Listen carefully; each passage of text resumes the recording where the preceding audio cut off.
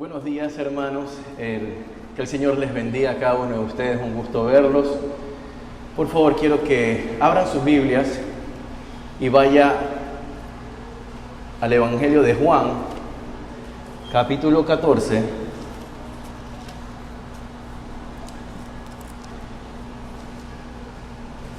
Versículo 15 al 17.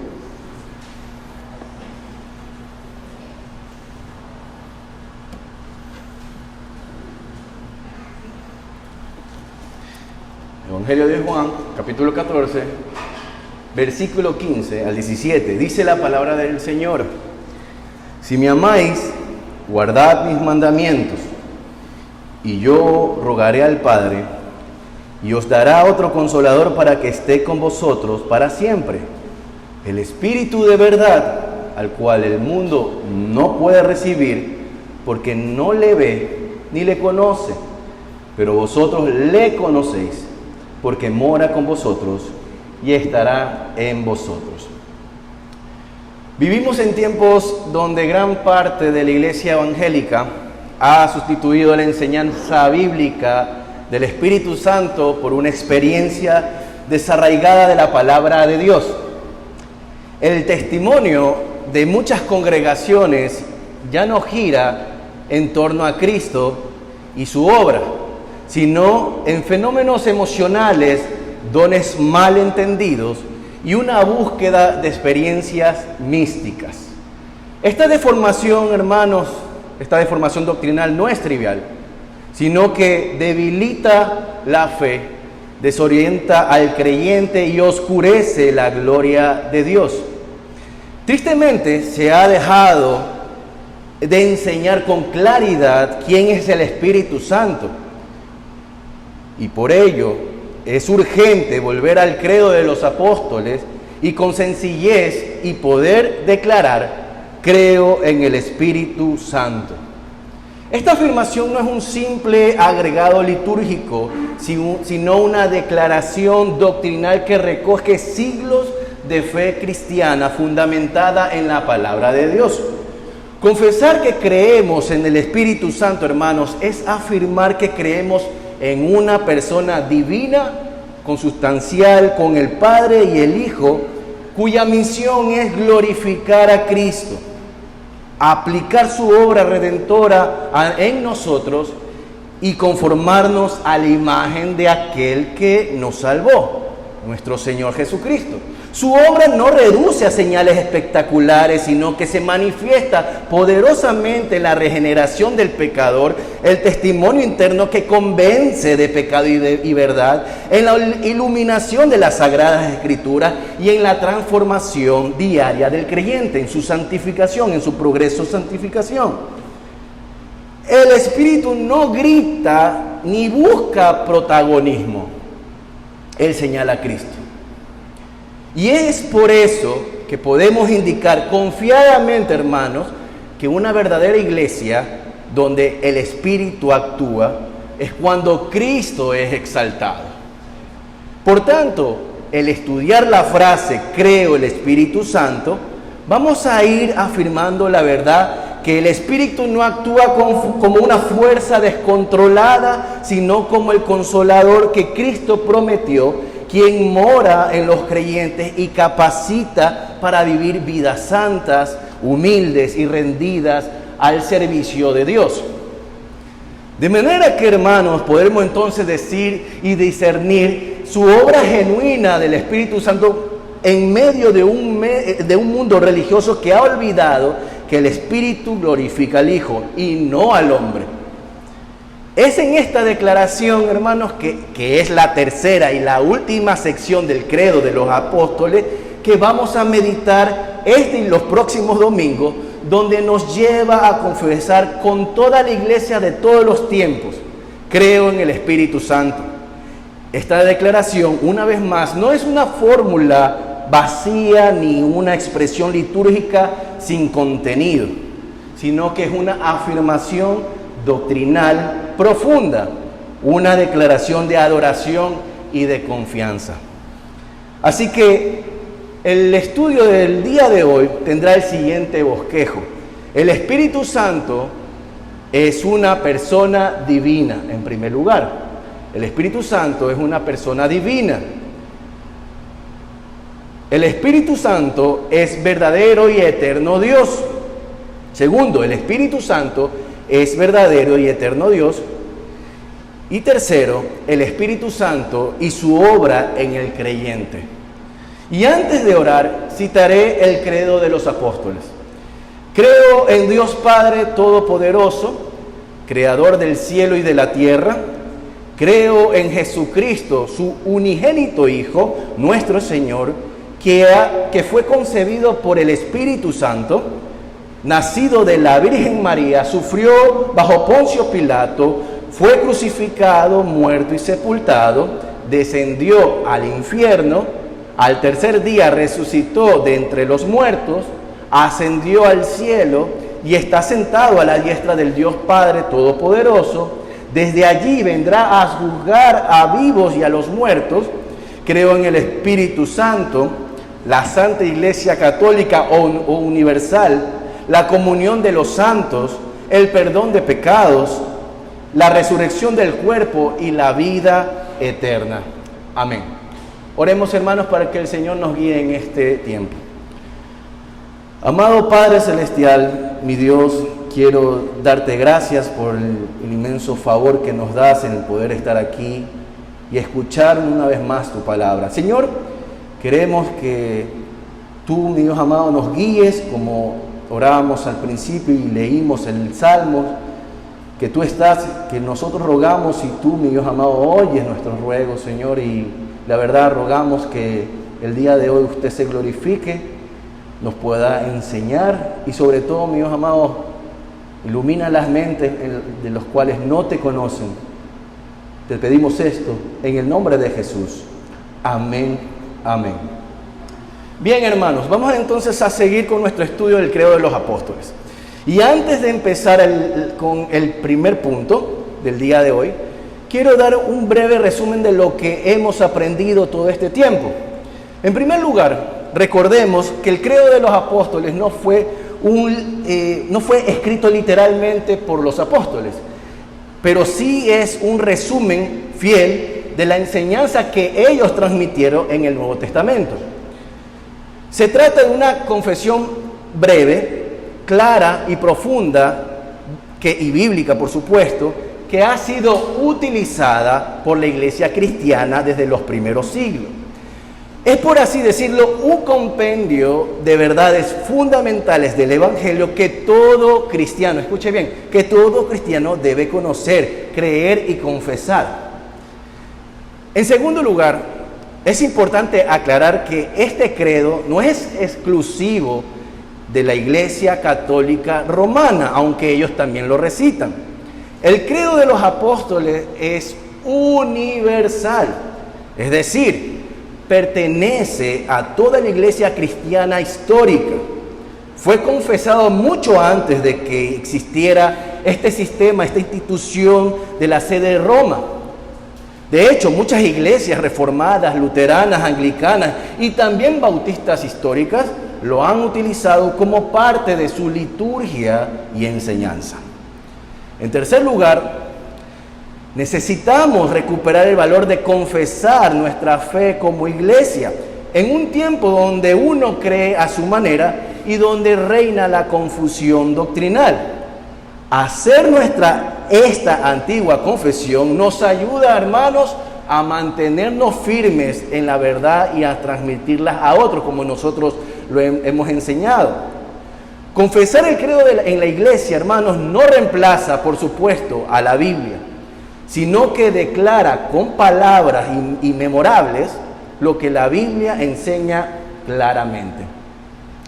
Y en cuarto lugar, hermanos, sabemos que muchas iglesias evangélicas han evitado el uso de credos históricos como este. Lo hacen argumentando que solo la Biblia basta. Y es cierto, la Biblia es nuestra suprema autoridad, pero decir eso no debe llevarnos a desperdiciar los medios que la iglesia ha usado durante siglos para resumir y enseñar la verdad bíblica, o como lo hemos dicho también, que el Espíritu Santo ha guiado a la iglesia a poder confesar verdades de la Biblia. Los credos no son una alternativa a la Escritura, sino una forma de responder con fe y claridad.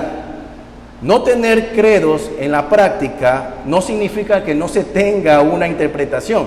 Simplemente esa interpretación no ha sido confesada de forma clara, pública y responsable como algunas iglesias sostienen. Por eso, hermanos, al estudiar y declarar el credo de los apóstoles, no estamos adoptando una tradición vacía, sino uniéndonos a la voz del pueblo de Dios a través de los siglos, diciendo juntos, esto creemos. Ahora, hermanos, el credo de los apóstoles está estructurado de manera trinitaria, porque el plan de salvación es trinitario, hermanos. Es decir, se divide en 3 partes. Cada una está enfocada en una de las personas de Dios, Trino. La primera parte, lo leímos y lo confesamos. Creo en Dios Padre Todopoderoso, Creador del cielo y de la tierra. Y nos enseña esta declaración que Dios es el origen de todo lo creado, soberano y sabio, nuestro Padre Celestial que gobierna con poder y cuidado con amor. Y cómo no, hoy en día es importante declarar esto en nuestros días, hermanos. Esta sección nos afirma que nuestra vida no es un accidente, ni está en manos del azar, sino está en manos de Dios eterno, que hizo todas las cosas para su gloria. La segunda parte del credo, hermanos, dice: creo en Jesucristo, su unigénito Hijo, nuestro Señor. Y es aquí donde se desarrolla la obra redentora del Hijo de Dios. Esta es la parte más extensa del credo porque detalla su encarnación, su sufrimiento, su muerte en la cruz, su resurrección gloriosa, su ascensión al cielo y su retorno futuro como juez. Esto nos recuerda, hermanos, que nuestra fe está anclada en hechos reales, en la historia, y que Cristo no es solo un ejemplo o maestro, como muchos dicen, sino que es nuestro Salvador y Señor resucitado, que reina hoy desde el cielo e intercede por su iglesia. Y finalmente, hermanos, la tercera parte comienza con creo en el Espíritu Santo. Y aunque a simple vista parece más corta, en realidad, hermanos, todo lo que sigue, la iglesia, la comunión de los santos, el perdón de los pecados, la resurrección del cuerpo y la vida eterna, todo es obra del Espíritu Santo, quien aplica en nosotros la redención que Cristo ganó. Él es quien nos une al cuerpo, quien nos da fe, quien nos consuela y nos guarda hasta ese día final. Así que, hermanos, el credo no solo proclama lo que creemos, sino quiénes somos y a quién pertenecemos. Al Dios Trino que nos ha creado y redimido y sellado para su gloria eterna. Entonces, habiendo dicho esto, hermanos, vayamos al primer punto. El Espíritu Santo es una persona. Vaya por favor a Juan capítulo 14, versículo 16. Juan 14, versículo 16 dice: y yo rogaré al Padre y os dará otro consolador para que esté con vosotros para siempre.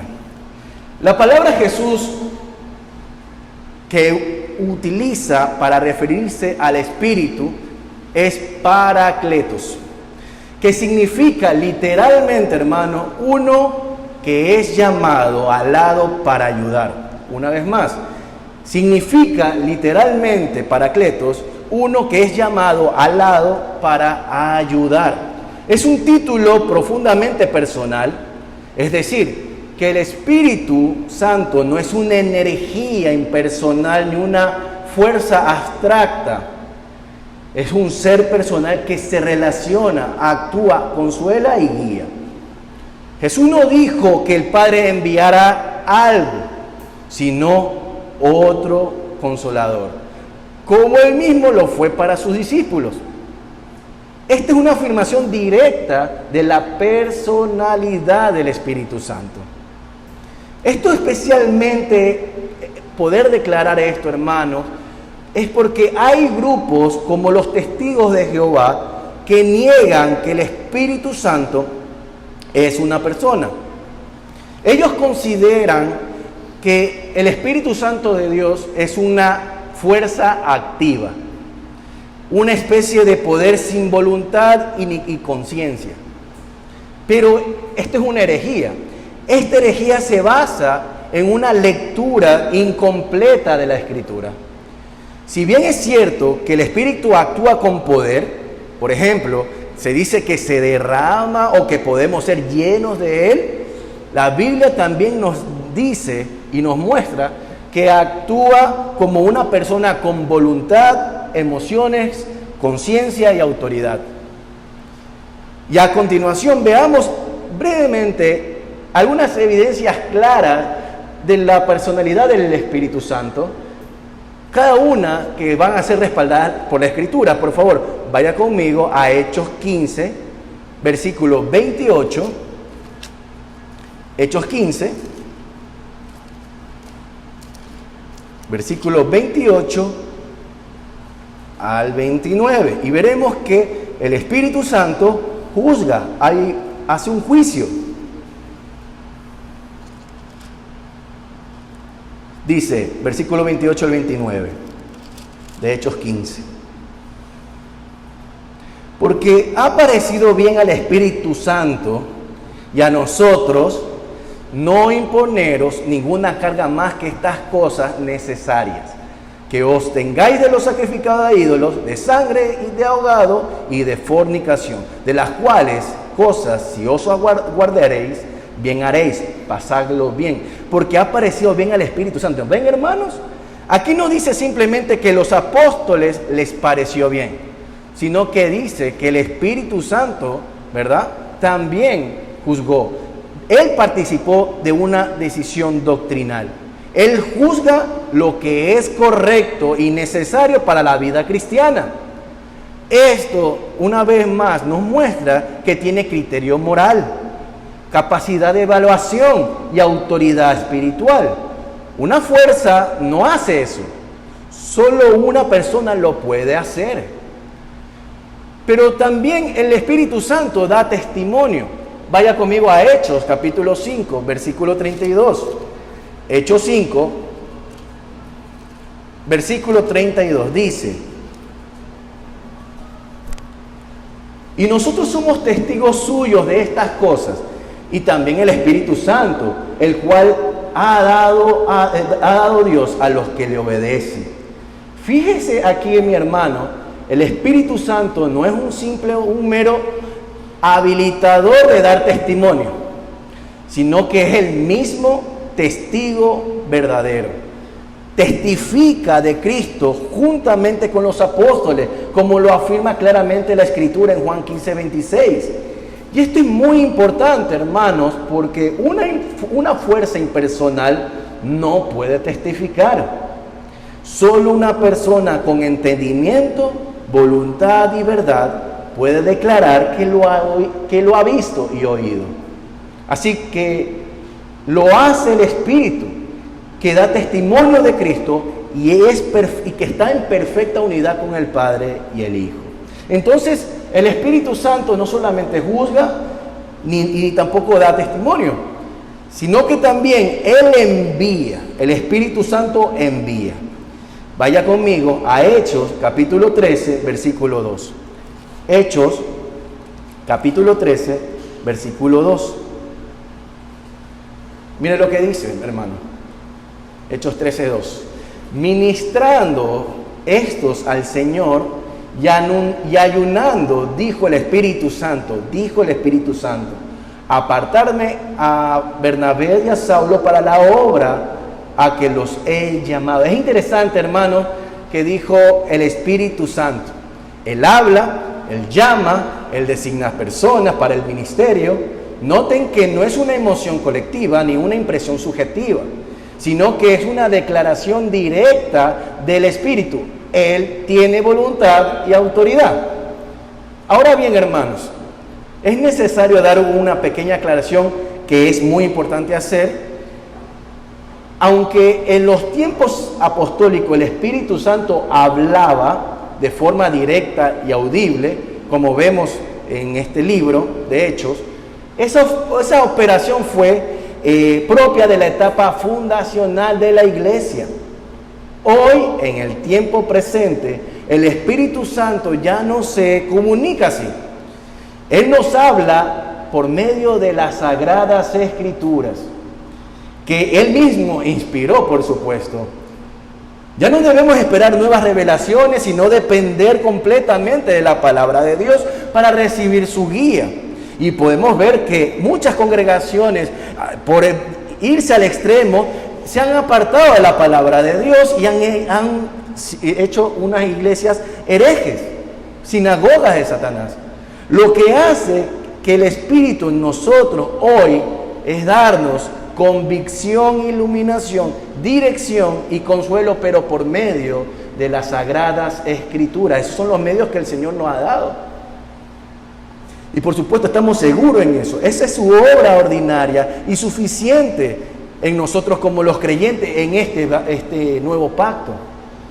Así que Él no solamente juzga, Él no solamente da testimonio, Él no solamente envía, sino que también Él guía y escucha. Vaya conmigo a Juan capítulo 16, versículo 13. Juan capítulo 16, versículo 13. Dice la palabra de Dios: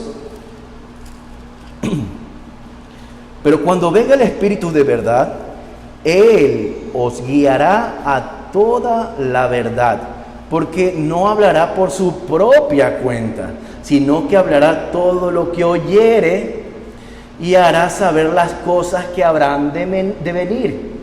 Hermanos, el Espíritu guía, el Espíritu escucha y el Espíritu habla. No es una herramienta de revelación, es el revelador mismo. Él tiene discernimiento, comunicación y conciencia. Todo esto indica que estamos ante alguien personal y no una energía, como dicen los testigos de Jehová. Pero Él también se puede entristecer. Vaya por favor a Efesios capítulo 4, Efesios 4, versículo 30. Y dice: y no contristéis al Espíritu Santo de Dios, con el cual fuisteis sellados para el día de la redención. Hermanos, esto es muy claro. El Espíritu puede entristecerse. Una fuerza no siente dolor, no se entristece, pero el Espíritu sí. Eso nos muestra su sensibilidad moral y su profundo amor por nosotros. Cuando pecamos, a Él le duele como alguien que nos ama y que tiene una comunión o relación con nosotros. Así que, hermanos, podemos ver esto o más pasajes de la Biblia y la Biblia podemos ver que está llena de pasajes que muestran con claridad quién es el Espíritu Santo, que no es una simple influencia o poder, sino una persona real. Solo una persona puede enseñar, recordar, hablar, amar o entristecerse. Y estas son precisamente las acciones que la Biblia le atribuye al Espíritu Santo. Así que, hermanos, nosotros creemos que el Espíritu Santo es una persona. Pero en segundo lugar, creemos que el Espíritu Santo es verdaderamente Dios, es verdadero y eterno Dios. Juan capítulo 15, versículo 26, vaya por favor conmigo. Juan 15,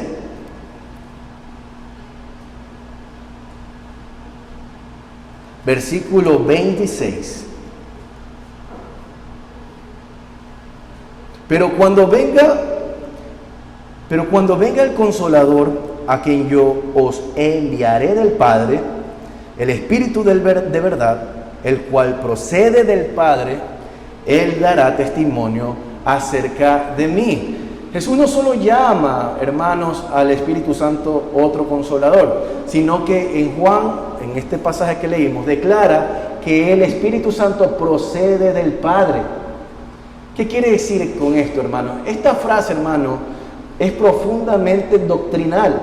No se refiere a una simple misión temporal del Espíritu Santo, sino una relación eterna dentro del seno de la Trinidad. Así como el Hijo es eternamente engendrado del Padre, el Espíritu procede eternamente del Padre. Y como confesamos también del Hijo, nosotros confesamos que el Espíritu no solo actúa como Dios, sino que Él es Dios. Hermanos, escuche bien, este punto es fundamental para cualquiera que se llame cristiano, por eso lo confesamos.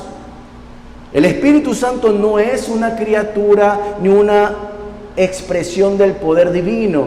La tercera persona de la Trinidad es coeterna y consustancial con el Padre y el Hijo. Y podemos ver al menos 3 evidencias claras que nos da la Escritura. Por ejemplo, Hechos 5, 3 al 4, vaya conmigo. Hechos, capítulo 5, versículo 3 al 4. Mire lo que dice aquí. Hechos, capítulo 5, versículo 3 al 4. Dice: y dijo Pedro, Ananías, ¿por qué llenó Satanás tu corazón para que mintieses al Espíritu Santo y sustrajeses del precio de la heredad, reteniéndola? ¿No se te quedaba a ti y vendida no estaba en tu poder? Porque pusiste esto en tu corazón. No has mentido a los hombres, sino a Dios. Hermanos, como leemos aquí, Pedro confronta a Ananías por mentir sobre su ofrenda y le dice: ¿por qué llenó Satanás tu corazón para que mintieses al Espíritu Santo? No has mentido a los hombres, sino a Dios. Entonces, ¿qué podemos ver aquí, hermanos? Que el Espíritu Santo es identificado directamente como Dios. Ellos les mintieron a Dios mismo. No es un simple mensajero, sino como alguien que se le ha ofendido personalmente y es considerado como a Dios. De modo que este texto no deja lugar a dudas que el Espíritu Santo es verdaderamente Dios. Otra evidencia bíblica que el Espíritu Santo es Dios, 2 Corintios, capítulo 3, versículo 17. 2 Corintios, vaya por favor conmigo. Capítulo 3, versículo 17. Dice: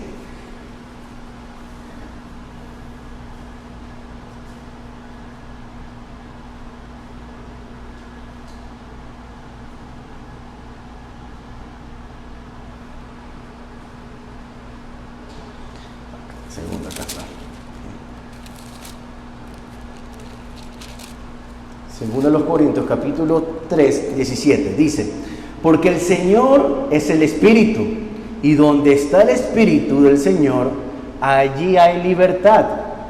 Fíjese bien lo que dice el texto. Pablo llama al Espíritu el Señor, un título divino que en el Antiguo Testamento estaba reservado a Yahvé. No está diciendo que el Espíritu está con el Señor, sino que el Espíritu es el Señor. Esta es una afirmación inequívoca de su identidad divina. Ahora bien, hermanos, debemos entender que Pablo no está confundiendo las personas de la Trinidad. No está diciendo que el Espíritu Santo y el Señor Jesucristo son la misma persona, sino que el Señor resucitado obra y se manifiesta en nosotros por medio del Espíritu Santo. En otras palabras, el Espíritu Santo es la presencia activa de Cristo en el creyente. Por eso también se dice en Juan capítulo 14, 18, no os dejaré huérfano, vendré a vosotros, en relación con el que le envió, el Consolador. ¿Cómo puede el Señor no dejarnos huérfanos si ya no está? Él envía su Espíritu, el Espíritu de Cristo. De igual manera, Romanos 8 y Gálatas 4 nos muestra que el Espíritu Santo es llamado Espíritu de Cristo. Por tanto, Pablo dice, el Señor es el Espíritu. Está afirmando que el mismo Cristo glorificado se hace presente en nosotros por medio del Espíritu Santo. Y esa presencia trae libertad, transformación y vida. Hermanos, por eso que cada día del Señor es tan especial, porque en primer lugar nuestro Dios apartó ese día, es decir, lo santificó, y en segundo lugar Él prometió estar con su pueblo, congregados con nosotros, y lo hace, ¿sabes por qué? Por medio de su Santo Espíritu. Su presencia real está aquí. Por eso podemos decir que cuando se ora, es Cristo que ora, que cuando lee la palabra, es Cristo que lee la palabra, que el que predica, es Cristo que la predica. Yo anunciaré en la congregación, dice la palabra de Hebreos, tu nombre. Gracias al poder del Espíritu Santo, la presencia de Cristo es real en medio de nuestro. De manera que este pasaje de 2 de Corintios, hermanos, capítulo 3, versículo 17, afirma claramente que el Espíritu Santo comparte la esencia divina con el Padre y el Hijo. Otra evidencia bíblica que el Espíritu Santo es Dios, Mateo capítulo 28, versículo 19.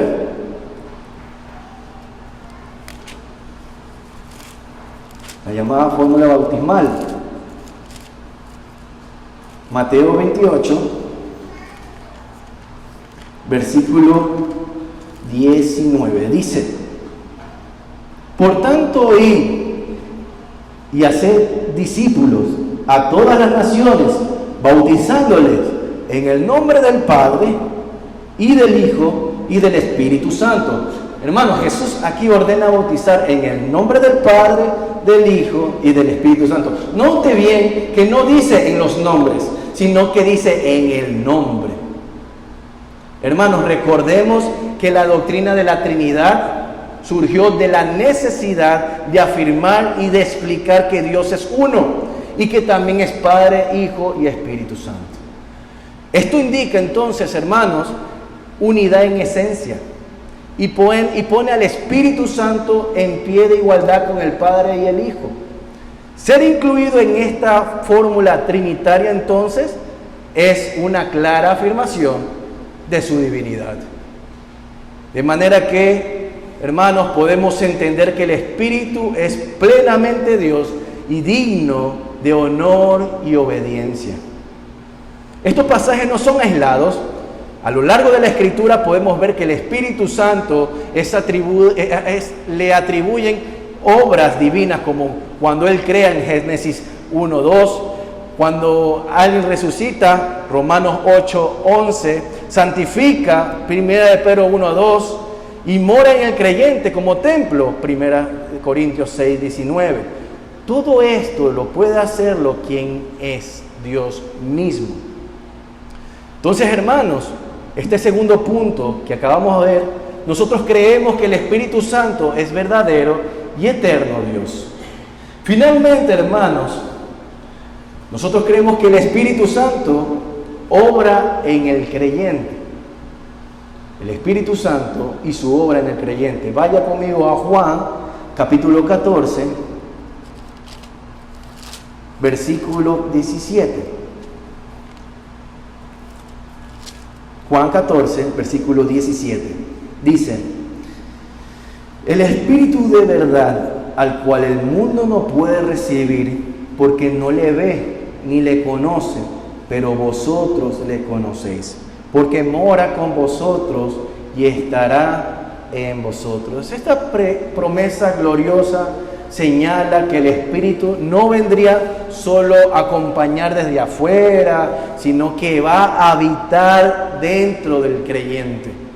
No fue enviado como un visitante temporal, sino como el morador permanente del creyente. Pero, ¿qué hace el Espíritu Santo en nosotros? ¿Cómo podemos notar su obra en nosotros? Mire, hermano, el Catecismo Ortodoxo de Hércules Collins, en la pregunta 52, lo resume de una manera gloriosa, diciendo que el Espíritu viene a morar en nosotros para hacernos partícipes de Cristo y de todos sus beneficios por medio de la fe verdadera, consolarnos y estar con nosotros para siempre. Pero veamos qué dice la Escritura acerca de estas tres obras que mencioné, que son fundamentales. El Espíritu Santo nos da fe. Efesios capítulo 2, versículo 8. Efesios 2, versículo 8. Dice: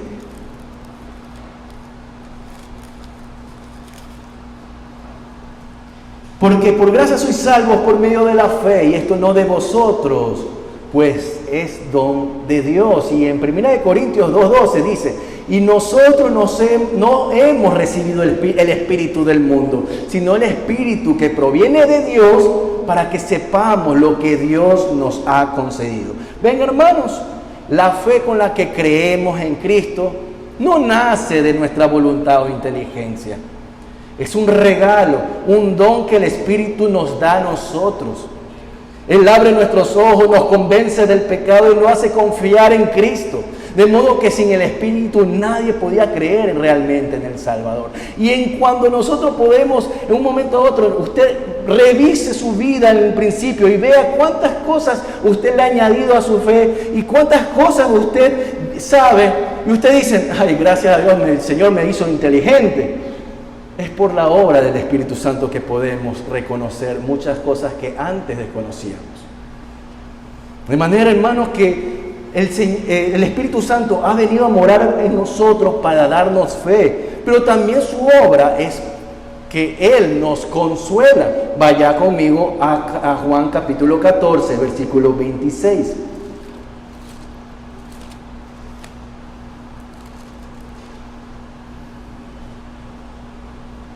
Juan capítulo 14, versículo 26.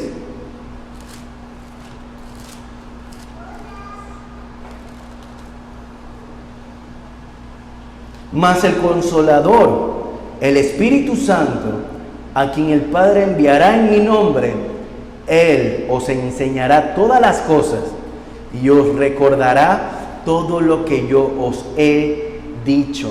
Fíjese, hermanos, aquí el Espíritu es llamado Consolador por una razón. No solo nos informa o nos detalla cosas de la voluntad de Dios, sino que nos sostiene en medio del dolor y nos recuerda, por supuesto, las promesas de Dios y nos fortalece nuestra esperanza. De manera que, hermanos, cuando atravesamos por pruebas, el consuelo verdadero no viene de frases bonitas, sino de la obra profunda del Espíritu Santo en nuestros corazones. Dice en Romanos capítulo 15, versículo 13: y el Dios de esperanza os llene de todo gozo y paz en el creer, para que abundéis en esperanza por el poder del Espíritu Santo. Así que, hermano, el Espíritu Santo no solo nos da fe y nos da consuelo, sino que también su obra en nosotros es que nos guarda hacia el fin, hasta el fin. Vaya conmigo a Efesios capítulo 1, versículo 13 al 14. Efesios capítulo 1,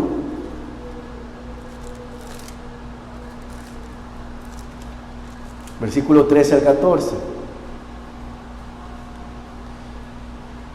Dice el apóstol Pablo aquí: a fin de que seamos, desde el versículo 11 al 14, en Él mismo tuvimos herencia, habiendo sido predestinados conforme al propósito del que hace todas las cosas según el designio de su voluntad, a fin de que seamos para alabanza de su gloria, nosotros los que primeramente esperábamos en Cristo, En Él también vosotros, habiendo oído la palabra de verdad, el evangelio de vuestra salvación, y habiendo creído en Él, fuisteis sellados con el Espíritu Santo de la promesa, que es las arras de nuestra herencia, hasta la redención de la posesión adquirida para alabanza de su gloria. ¿Qué significa esto, hermanos? Que el Espíritu Santo es garantía de que no nos perderemos. Él nos ha sellado como una marca de propiedad eterna y permanece en nosotros como una prenda segura de esa herencia gloriosa prometida a los santos de todos los tiempos. Así que aunque tambaleemos y no caeremos del todo, porque Él nos guarda hasta el fin. Dice en 1 Pedro 4:14, si sois vituperados por el nombre de Cristo, sois bienaventurados, porque el glorioso Espíritu de Dios reposa sobre vosotros.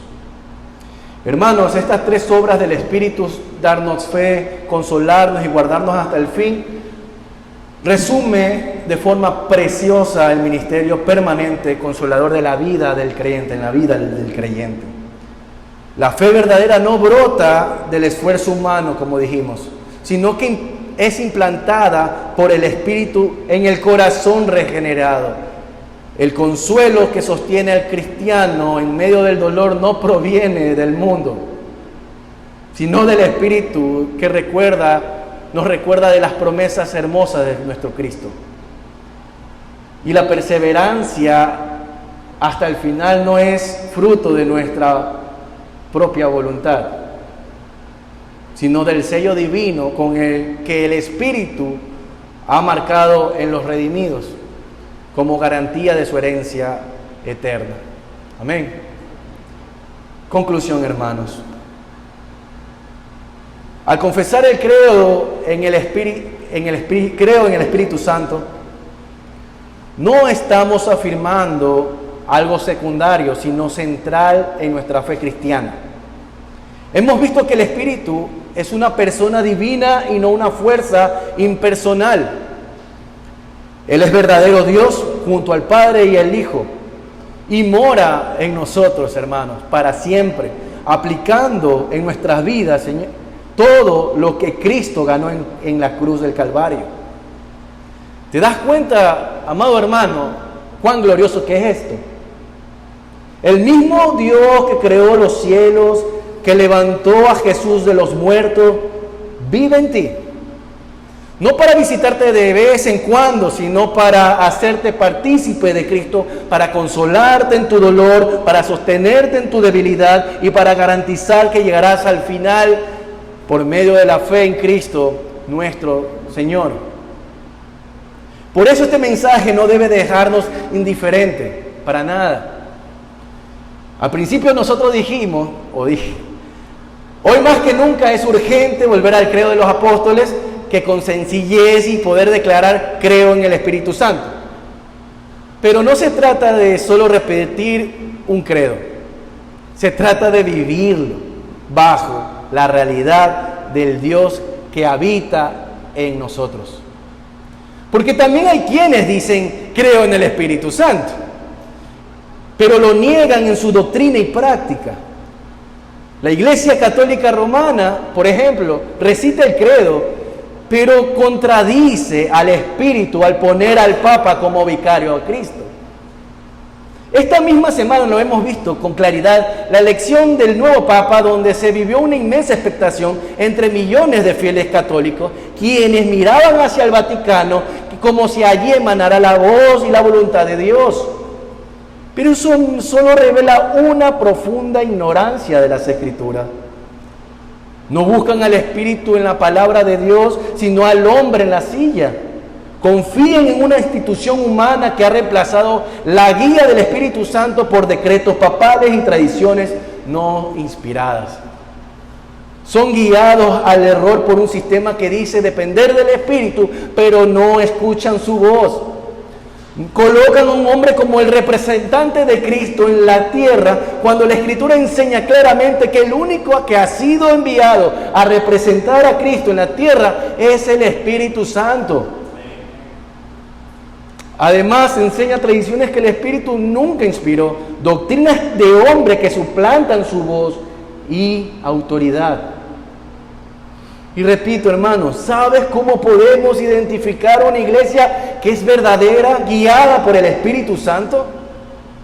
No es por la cantidad de seguidores, ni por la emoción de un culto, ni por supuestos milagros. Tampoco es cuando se exalta a hombres que afirman tener autoridad infalible como el papado, ni cuando se promueven eventos desordenados y confusos bajo el nombre del Espíritu, con lenguas sin interpretación, alborotos y promesas de noche de milagros. Para nada. La verdadera obra del Espíritu se reconoce donde se exalta a Cristo, donde Cristo es predicado fielmente, donde su palabra es enseñada con reverencia, donde los pecadores se arrepienten y los creyentes crecen en santidad. Ahí está el Espíritu Santo. No viene a glorificarse a sí mismo ni a los hombres, sino a glorificar al Hijo. Por eso una iglesia llena del Espíritu no es la más ruidosa, sino la más centrada en Cristo. Por eso el mero hecho de recitar el credo no garantizar fidelidad, sino vivir conforme al Espíritu que confiesas tú tener. Estás caminando en comunión con Él. Le oras o lo obedeces. Estás usando los medios de gracia donde Él actúa. Amigo que estás aquí, si aún no te has arrepentido ni has creído en Cristo, entonces este mensaje es una invitación a rendirte a Él hoy. Porque solo por medio del Espíritu vas a tener vida. Tal vez este mensaje te parezca antiguo, tradicional o distante de lo que tú buscas. Tal vez piensas que ser solo una buena persona basta. O que hablar del pecado y de la necesidad del Espíritu ya no es relevante. Pero la verdad de Dios no cambia, hermanos. Sin el Espíritu Santo no hay una nueva vida, querido amigo. Sin el Espíritu no hay fe, no hay perdón, no hay comunión con Dios. Tu problema no es externo, es espiritual. Necesitas de Cristo, necesitas de un Salvador, porque no puedes salvarte por ti mismo. No endurezcas más tu corazón, arrepiéntete hoy y cree en Jesucristo, ríndete delante de Cristo y clama: Señor, perdóname, lávame con tu sangre, dame de tu Espíritu. No quiero seguir viviendo por mí mismo, quiero vivir para ti. Y Él te oirá. Él te dará un corazón nuevo, te dará una convicción de pecado, abrirá tus ojos para que veas la belleza de nuestro Señor Jesucristo. No lo desperdicies. Y si eres creyente, amado hermano, este sermón debe afirmarte con el consuelo y la certeza que provienen de Dios. No estás solo, porque el Espíritu Santo mora en ti. No estás desamparado porque el Consolador ha sido enviado por Cristo mismo para permanecer contigo para siempre. Él ha sido sellado en tu corazón como prenda de tu herencia. Él testifica a tu espíritu que eres hijo de Dios. Él produce en ti el querer como Él hacer según su buena voluntad. Y aun cuando enfrentas pruebas, tentaciones o debilidad, el Espíritu permanece fiel a la promesa de Cristo, intercede por ti, fortalece tu fe y te guía a toda verdad, que es Cristo. Por eso no pongas tu confianza en tu propio entendimiento, ni en tus emociones que son inestables, sino en la fidelidad de Dios, que ha prometido que el Espíritu Santo no solo habita en lo suyo, sino que perseverará hasta el fin contigo. Vive entonces consciente de su presencia. No apagues su obrar, sométete a su palabra, a su autoridad y glorifica a Dios en la comunión que ahora tienes con Él por medio de Cristo en el poder del Espíritu. La gracia del Señor Jesucristo, el amor de Dios y la comunión del Espíritu Santo sea con todos vosotros. Amén. Oremos, hermanos.